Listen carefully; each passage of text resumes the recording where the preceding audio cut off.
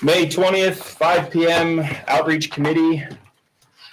First item, are we going in order? Are we? Yes, sir. All right. So, Renda Broadcasting advertisement proposal. Yes, sir. Thank you. We have with us today Mr. Jason Hill, Mr. Shane Whitall, Yes. and the Ryan Adams, but not that Ryan Adams, the other Ryan Adams. So who is joining us remotely, who will be sharing his screen here. But they wanted to talk to us about an advertising package we might be interested in. So gentlemen, I'll turn it over to you. Yeah, so I'm Shane Whitall, this is Jason. Okay. And so a couple months ago, Mr. Heinrich and Mark Burdick, our regional vice president, sat down and had a nice conversation talking about renewing a partnership potentially. Two major concepts were, getting the word out, whether it be enrollment, whether it be recruiting, whether it be achievements, just general getting the word out, getting your message out. And the other possibly, getting the endowment going and, having a landing page, ways for getting alumni and whatnot, being able to have an opportunity to, and just the public to be able to donate for many things, not having it just going towards one thing, but towards scholarships and many other options as well. So a lot of our conversation, part of it went digital. And that's so, and I'm going to try to do this very quickly because we got 15 minutes. So part of it was digital, and that's what brings in Ryan Adams. Ryan is our corporate digital expert. He's our corporate digital manager. He's going to go over some ideas, and then if we have enough time, Jay and I will close up with some radio options as well. Great. Um, We'll turn it over to you, Ryan. Thanks, Jason and Shane, and hello to the whole boardroom there. It's a pleasure to meet all of you. I'm one of the nerds behind the curtain that helps target advertising campaigns to reach audiences and measure results and make sure that when any local business entity that we partner with invests in advertising or marketing, that you get the intended outcome. So they had mentioned donations, growing endowment, recruitment, etc. So the first thing that I always think about with any opportunity to help a local entity achieve some sort of intended outcome is just what the goals are. So if as a follow-up to this meeting, people said, you know what, this makes sense. Let's support the branding and awareness and some donations initiatives. Let's move forward with a revised proposal. Just please let it be known that we're very goal and results driven. So we want to hit whatever those goals are, whether it's a certain amount of people signing up for something, donating money to the school for certain programs, is it general awareness, et cetera. So with that said, I'll share my screen with you, and I figure there's probably a 50% chance it works, and it does. Okay. It's always when dialing in remotely, I always have that caution in case there's a firewall or something like that. So I start off, before I show you some of our thinking, I start off with a simple picture. I think digital can make itself sound too complicated. It's like the military in that it loves acronyms and has a lot of things that might be confusing at first, and then they get pretty simple. The simple point is that if we want to reach people in your community to share a message and try to drive them towards a result, which could be a donation, it could be feel-good branding and awareness, it could be attending something. I like to start off when talking to a board such as this with a couple of just basic facts about why digital can be perceived as complicated. It's ultimately because this looks like my living room. It's a lot of people on a lot of different screens, and that's I think when I was a kid, if I was bad, my parents would take my bike away. Right now, if I need any leverage over my kids, they take one of their screens away. And the average American is spending 7 hours a day online on all sorts of different screens, from tablet to laptop to streaming television where they're watching programming to email, etc. So the challenge, if we want to communicate to people in your surrounding communities and school districts, is how do we smartly do this in a way that would take a budget and reach the right people and drive the outcome that we want. So with that said, we're going to share some ideas with you about what our strategy would be. We certainly welcome any and all questions. I'll try to be as quickly as move as quickly as I can, and then certainly to the group where Jason and Shane ask away. You'll see I put Indiana area senior high school.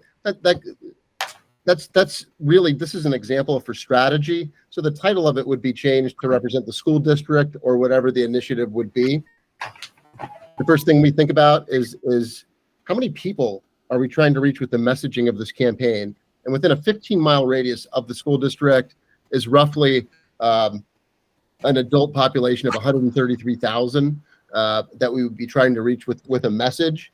In order to reach those people, to go back to that living room, which had a lot of people on different screens, we think about what products we would use to make a dollar go as far as it can, to be as targeted as it can, to reach someone that's an alum or in the schools district or an active parent or a supporter of the school programs.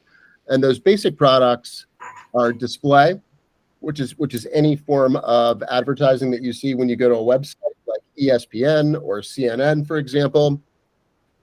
Geofencing, which is surrounding some specific schools in the district to make sure a heavier concentration of a budget goes to people that are in those districts, have been to those schools, and once they leave there. We have YouTube there. We love getting a video commercial together.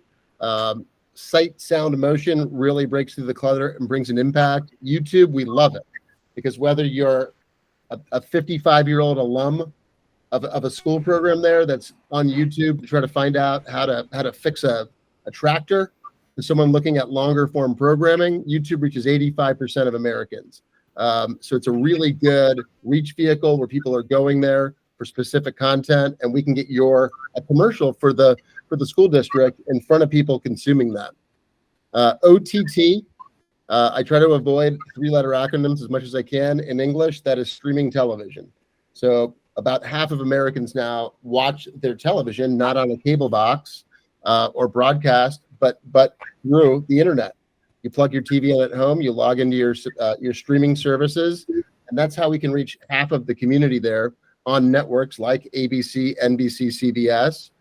And the last product, and there's no quiz at this, and I'm not intending to be confusing, and everyone can have a copy, but I want to give a quick rehash or preamble to what we're going to talk about in terms of strategy. The last piece is social. Facebook, Instagram, very safe. And anyone looking at that content has curated the content that they're looking at there by choosing what sports teams, family members, hobbies, and interests that they look at there. So if we can hit people on Facebook and Instagram with a message promoting the values, accomplishments, and opportunities within the school district, that's a great way to run in a trusted environment where people have selected the type of content they're going to look at. Now, I just mentioned 5 different products there. The reason why we recommend running more than one thing is to make as big of an impact as we can to the right target audience. And with people on all those different screens, we're competing for attention as marketers. So that's why you see a map there of some different products in the region. When we target a campaign, we think about the interests, and that affects where we're going to place ads so that we run in brand safe places that are relevant to people in the community. We think about interests like alumni and reunions, education, childhood education, family, parenting, primary and secondary education. And we use these insights to choose the media that we're going to run on so that we can reach the right people. This is a recap, and this could certainly be a leave behind Jason and Shane if they want to share it with anyone there. This provides a little more information on what I talked about, describing display. I mentioned geofencing. While the campaign can run in that area there, which is a 15-mile radius around the high school, we can choose individual zip codes. That can totally change, but we've concentrated the impressions that'll run to people that have been to Ben Franklin Elementary, Horace Mann, East Pike, the senior high school, Eisenhower Elementary, and Indiana Junior High School. So we want to make sure that if there is an investment to promote a message and potentially drive donations or whatever that goal is, we're running in the right region with a concentration around those specific schools. When we work with somebody, I say that if we have perfect targeting, but bad creative or advertising, it's not going to drive the right result. If we have phenomenal creative and terrible targeting, it's not going to work. We want to combine great targeting in your community with really smart creative that's impactful, shows imagery of the programs that you want to promote and want people in the community to know about, and a clear call to action of what you want them to do. Is it to go to a landing page and learn more? Is it to sign up for something? Is it to make a donation into a school program? So the creative we developed for you, you approve it. We're essentially your creative agency, and we do that for free. We look at that as, if we're going to work with local businesses and local communities, we better make it really easy. So we design creative for video and display for people. Background on YouTube that I mentioned, over the top. Again, that's streaming television. That's if we produce a 15 or 30-second commercial for you. We're going to show you where you're going to run, and it's all places that you recognize. It's NBC, ESPNU, History Channel, Discovery, etc. We like the sight and sound of video to complement the display that you would see on your computers and desktops. If you add it all together, we can make a really big impression for what you want to communicate to the community. Social recap, Facebook, Instagram, and how many clicks and that we could expect to get on on reaching people with education and alumni and reunions, and primary and secondary school interest. And don't worry, I'm landing the plane here shortly.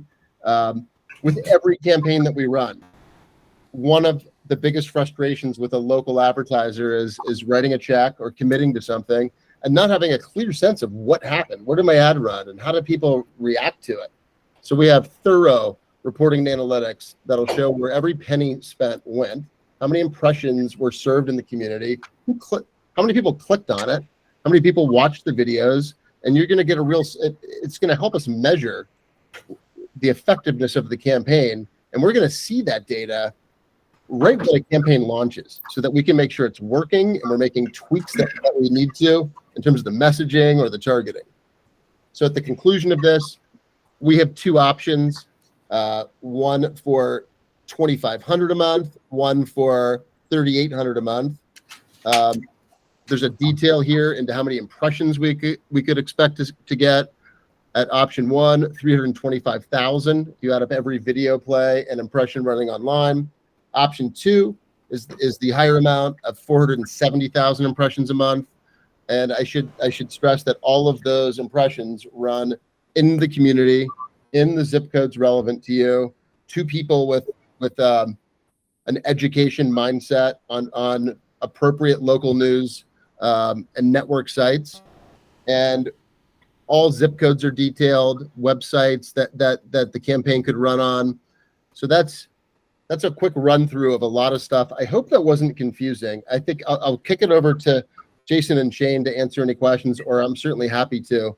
But at the end of the day, it'd be a privilege to work with all of you. Find out what you would like to accomplish in a campaign and be your partner to build creative that communicates that and brings you the results that you want, to help promote the good things that you're doing. So that's my tour. That's way too much talking. No one deserves to hear me or should have to listen to me talk that long ever.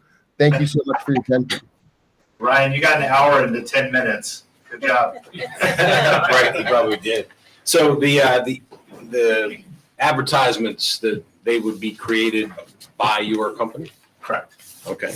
And Based on anything you give us information, but they do all the production for free, which it gets everybody in the game. It's not just the Fortune 500 companies that can afford it. So now it kind of levels the playing field so that, small and mid-size and, different programs can get involved. And that includes the video, like video production, everything. Yeah, absolutely. You just give us the content and then we take care of the rest. And as far as planning, how to move forward with that, a little bit of input comes from you guys. If you're interested in the digital aspect of things, it all comes down to that budget of what can be afforded on a monthly basis. It's plugged into a very smart proposal that generates how many impressions, how many click-throughs, all the good analytics that you can expect from a campaign once it's in motion. And as the months go along, it really is a smart program. It continues to lift data, to continue to get smarter as everything happens, to be outreaching to the right individuals that you're looking for as a school board. Okay. Some of that makes sense. So there'd be some follow-up Oh, absolutely. They're to we're the gonna, digital side of things. absolutely. Yep. Okay. No, and I like the analytics as well. That's important because, we wouldn't, Absolutely. as educators, we assess, right? Yep. That's what we do. Very So- trackable and transparent. You know exactly what's going on with it and see the results from it. And movable. So if one thing's going through the roof and something's No, tanking, well, you shift it. You don't just keep it tanking, you shift that budget so it continues to optimize, right? Yeah. So it's Yeah, a nice and the reason aspect of it. the reason they talked about the campaign donation is when Shane and I sat down with Mark a few weeks ago, we talked about maybe this reboot of the Endowment. Education Foundation and the endowment. Maybe that might be something we could focus on. So maybe we can talk about if we're going to take this online, and if we're going to take this, we can bring it up with that committee as well. Yep. But we're obviously going to have to follow. We're not going to have time to make a Absolutely. serious No. decision or anything here tonight, but the board will discuss, and then I reach out to you, Shane, is that Absolutely. okay? And we were gonna ask too, if Denise, when this is said and done, like we can have that sent out to you as To well. each That'd of be you, lovely. if she's able to provide email addresses, we'll send it out, or a point of contact if you want to do it that way, and then they can send it to your board. That'd be great, because I think most of us are gonna have to Google what geofencing is. Yep.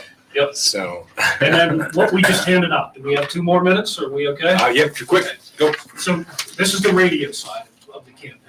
For your outreach committee to reach out to this community utilizing the Redmond family of stations here in Indiana, renewing our partnership. A few years ago, we did have a partnership with the school board. You were giving messages out to the community utilizing the 4 radio stations. I know you do still some interviews on Indiana in the Morning, with Todd, all that good stuff would still continue there. But we're trying to go back to something that we used before. I won't read it verbatim to you, but the main part of this would be on page 3, to where we're letting you know that you could have 425 60-second commercials to use over the course of the year on the stations. I know some months might be a little bit heavier than others, but those messages could be used for anything to let the community know the good stuff that's going on here. Plus, it could be for recruiting, whether it's kindergarten recruitment, employment, teachers, athletic coaches, anything like that. Those are messages that you could put on there. There's a bonus of 425 additional 60s that we would give to you during that contract period as well. Basically, we do that for nonprofits to make it more ammunition for you to use over the year. So that's 850 total 60-second commercials. The investment for that's $5,100. There is some new technology we have now. It's called Q. It's dashboard sync technology. So if somebody's in their vehicle, when an Indiana school district message would play, the vehicle display, how it would say the radio station? Underneath it, it could say Teacher of the Month or something like that, up to 26 characters to approximately 64. So that would be on screen. Just gives a little more awareness to what your radio message is playing at that point if somebody's in a vehicle. So that would be an additional 850 Q dashboard sync messages. We value that at about $300. So we wanted to give you a campaign today that looks at $5,400, and it's a flat monthly billing of only $450 a month. So on the radio side of things, we wanted to keep that investment down. Maybe it could leave some room for some digital advertising as well to continue that discussion. So that's a very brief synopsis real quick on what we're thinking on the radio side and what we're thinking on the digital side. And we would love to answer any questions after the fact. If you have any now, that's fine too, but I know you're up against it. We're up against it. So we try to fit it all into it real quick, but appreciate the time and would love to help you out if you have any interest moving forward. Absolutely. And I'll be in touch. Thank you, John, for Absolutely. taking the time and coming. guys. Thank you. Appreciate seeing everybody. Ryan. Thank you, Ryan. Thanks, Ryan. Take care, everybody. Thanks for your time. So I would just say, review that information, give me your questions, give me your ideas, and then I'll sit down with Shane and we'll take the next step of, whatever that is. Sounds good to me. Okay. If we did the endowment like a landing page, just as a last tiny little bit, the nice thing about that too is you can do re-engagement and whatnot. Retargeting. Retargeting. So anybody goes to that, like for the, donations and different stuff, even if they don't donate, it continues to stay in front of them. It retargets them and keeps sending them impressions. Virtual geofencing, yeah. Yeah. So which, some people, they might be interested a little bit, but not quite there. Then they forget about it, right? But if it retargets them every 3 or 6 months. Top of the mind awareness. Exactly. Yes, sir. Just like those darn shoes I look up and I don't buy them, and then here comes the next Yeah, one. Yeah, it's amazing. Maybe you like these shoes instead. We appreciate your time. Yeah, Thank you very much. Appreciate it. Thank you. All right, the survey review. I know for that, the last topic, I already have a lot of thoughts. I'll send it to anybody who has, ideas or, topics of advertisement in general fields, any questions. Let's get those all to Rob in the next couple of weeks. That way we can move forward with this. I was already making a list when we were going through. So survey review and approval. Yeah, Jackie is with us online. I told her she did not have to drive all the way from Erie to be here for 15 minutes, but but she did a lot of work ahead of time. Her and Jared and I and Mr. Green sat down and looked at the survey that I sent to you, and I hope you all got it and had a chance to review it so we can go over this relatively quickly. Jackie, I don't want to steal your thunder. If you want to maybe review some of the approach here. Sure, absolutely. Thank you. And I'm hoping everybody has it in front of you. Unfortunately, I'm not. I thought I would be stationary and I'm not to be able to screen share. But when we had first came together, one of the things that we had suggested was doing a broad community survey that had the ability to look at different demographic groups, for lack of a better way to label them. So, those who have a student in the district, those who are either teachers or staff, and those who are just general community members and residents within the district. So essentially, there's the options that are on the table right now, built into the survey with a very streamlined approach to collecting input. So as Rob mentioned, what we had met, Jared, Rob, Rod, and myself, and initially it had a little bit more sophisticated language to the criteria, and we felt it made sense just to simplify, which is why we've just landed on that this is a good option for the district. This is a good option for the students. And then we also had initially had a 5-point agreement scale, which again we decided let's just keep it simple. So we scaled it back to just the agree, disagree, neutral, or really don't know enough to comment. So essentially it's designed just to be another data point for the full board to look at as they make a decision about what to do with Horace Mann. So we'll allow folks to weigh in on should the district keep it for academic uses while you look to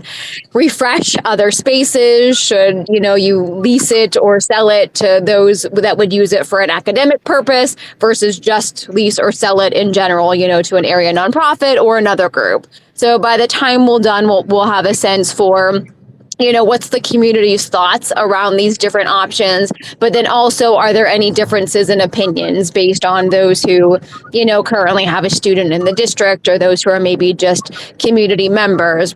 And then we also talked about, and I know we had talked about this when we did the survey last time, for those of you who were involved in that process too, is really being able to look at folks geographically. So we made the name and the zip code a mandatory question right out of the gate. And so we didn't want to exclude anybody who might work in the district but possibly not reside in the district, but we want to be able to use it so that we can hone in on who actually lives in proximity to Horace Mann versus those who, maybe live on the outlying areas of the county. So that was intentionally done just, again, to be another data point and a way to splice it. So we'll kind of be able to look at overall results. We'll be able to look at overall results by the different groups and then overall results by some geographic clusters. So that's what kind of the intent and approach behind the survey, and we're hoping to be able to get it to the full board at their agenda tonight to then be able to be off to the races. I know our timeline is hopefully to have the data back to the board for review at the meeting on June 7th, and then ultimately for the board to make a decision about what it's going to choose to explore with Horace Mann at the meeting later in June. So I think the timeline on there is the end of May, which is pretty close. And I know we have a holiday weekend there, so we could go into, that Wednesday, June 5th, I think it might be, just to buy a little bit of extra time for the community to respond if there's concerns about the timeline. So that's where we're at. So, any initial questions, thoughts, concerns about the survey? Jackie, this is Walter. One quick comment and a question. I like the way you guys have kept it relatively short, so people are more likely to actually engage in the survey. But the question I have is, how are you going to distribute it or make people in the community aware of, so we get that 10% or whatever that magic number is that you're looking for as a response? So we would have the district send it out through their communication channels, and then we would do some viral marketing, social media, things like that. And we would post it similar to how we announced the open house. So it would be a very similar strategy and approach to how the open house was communicated. Okay, thank you. Do you happen to remember how many respondents we had during the reconfiguration survey? I know it was a good It number. was but relatively strong. I think it was like 25% or something like that, 28%, but it was relatively strong for a survey of this kind. I just want to know where the bar is set so we know, Jackie, because that'll go to, if we extend it, if we don't have a whole lot of response, then we know. Right. Don't throw it. Right. We definitely, like I said, the dates, the dates are to try to keep in line with moving things along. But certainly, if there's not enough response, knowing, that we're going into the holiday and we're approaching the end of the year, we could definitely leave it open. And I don't have the count in, but I can pull that and share last year. But I know we did end up with a number that we felt confident was pretty representative of the district. And we even reran the numbers with the plus or minus 5% confidence interval. And they were almost identical to the responses we had. So last time we did get a response that was reflective of the full community. Yeah, and I guess that was my whole point of my question, was to make sure that we get a sufficient number that we can stand behind it. I think the statistics you guys came up with really put this board in a position where it could take a pretty strong stand as far as what the community felt about what we were doing. Mm-hmm. And generally speaking, in a community, the size we're talking about, as long as there's 400 responses, it tends to be pretty representative. And I know we had way more than that last time.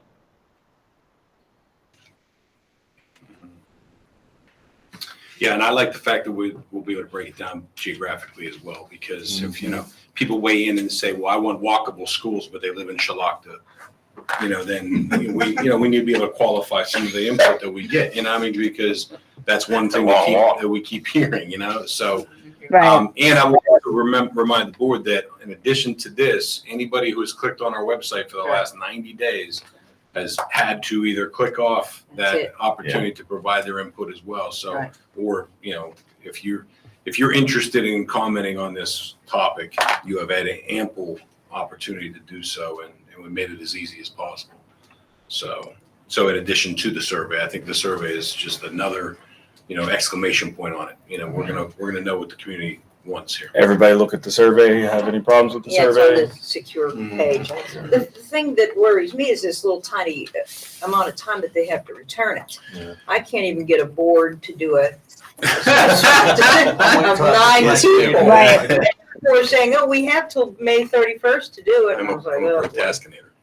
You haven't threatened my cookies So, and I don't know, milk yet. that stresses me, or is it okay? Is it Well, really I okay? think if we leave it open-ended, we can gauge the response. We get a paltry response, we can leave it open. If people beat the survey down, we'll be able to gauge that. That's why I was kind of curious how many respondents we had last time, because I know that was a significant number that we got. I just don't remember what it was. And we can send out reminder Yeah. emails to the ones that we email, so that it comes up every couple of days. Hey, please respond by such and such, so we can Okay. make sure that they. Okay. A lot of As long time, as no one else when is you have a stressed. shorter time frame, I think you're more apt to do it quickly. When you have a longer time frame, you're like, well, I'll just put it off next okay. week or Yeah, like a and then you point. forget about it. Good to Yeah, share. generally speaking, we like to only give 2, maybe 3 weeks for a survey for that exact reason. If you people think they have time, they flag it and they forget to go back to it. But we can plan on, either way, we can plan to share data at the June 7th board meeting.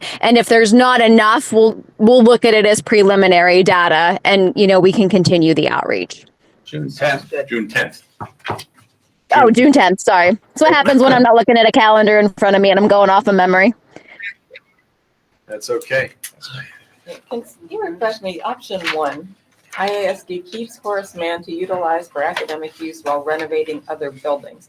Does that mean it would sit empty Ben until Franklin. and unless we would renovate the building? Right. Or So does that'd that be- mean there is a plan already to move something? Because I don't recall. No, we just talked about as a committee, I don't know if it's this committee, but Buildings and Grounds, I believe, said that it might be beneficial to the district to not move the property or sell the property right away, because if we do renovate Horace Mann or another building, Ben Franklin. or Ben Franklin, I mean, Horace Mann would be nice to have, if we were looking for space, but we'll have other options as well. So it was just, that's one of the options that, we're still planning at this point to move the students out of that building. It's just a question. That's what I mean, so it would more than likely be sitting empty.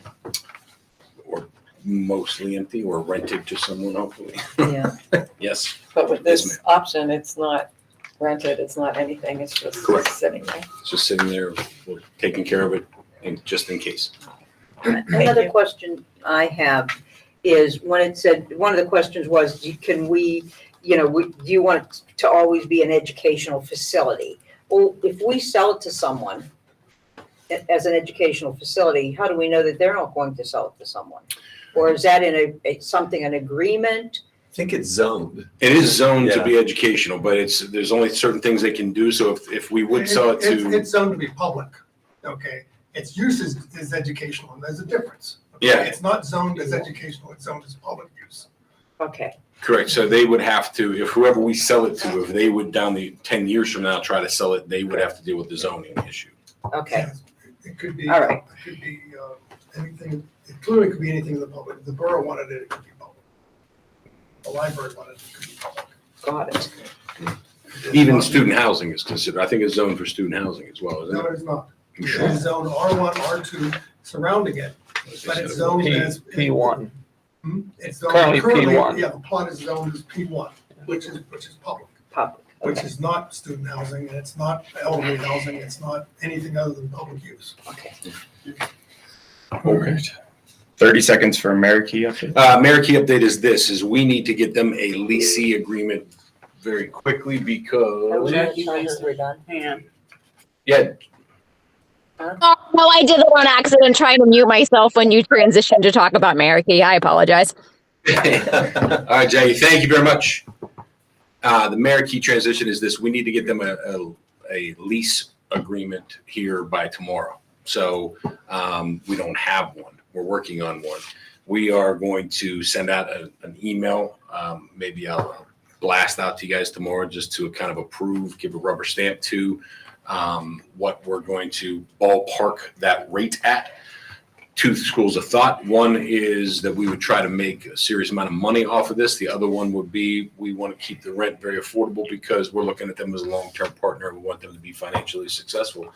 So anything we can do to encourage that would be helpful. So Jared and I are working on that. We worked on it today. We're getting it to Ron. We will give you a heads up before we send it to them, and I'll maybe call you guys and say, hey, or text you and say, can you look at it? I don't want to put a number out there that you're not comfortable with supporting, but at the same time, we don't have time to really have a formal vote on it. So what I will say to them is this is all contingent on the board's approval down the road. So I'm giving them a ballpark figure with your approval later. Yes, ma'am. You're right. Who's setting this time crunch? Are they or are we? They are, because they need, and if they're gonna be ready to launch in this fall, they need to get it in front of their finance That makes people sense. by this Friday, which means they need it by tomorrow to do their processes. And we Oh, can't this do, is and we stressful. can't do a lease to buy because we have not agreed, we have not voted on anything. Correct, we can't won't, do yeah, that. we don't know that the building will be for sale. It's just for lease right now. Right now, we're just leasing it next year while there are students in the building, which it's gonna be needed for next year anyway. So during that time, we're renting them 6 rooms on the 3rd floor. We'll be able to isolate them from, not completely, but from most of the other operations of the building. All that's gonna be detailed.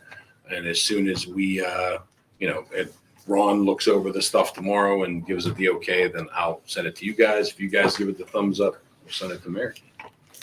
And then, of course, it won't be official until you officially approve it down the road. I just want kind of yeah, that looks like we can work with that, kind of thumbs up. Okay? Okay. Perfect. Okay. All right. That's all I have, sir. Thank you very much. Good then. And with your permission, I need to hit the road. Gone. All right, thanks, sir. Permission denied. All right.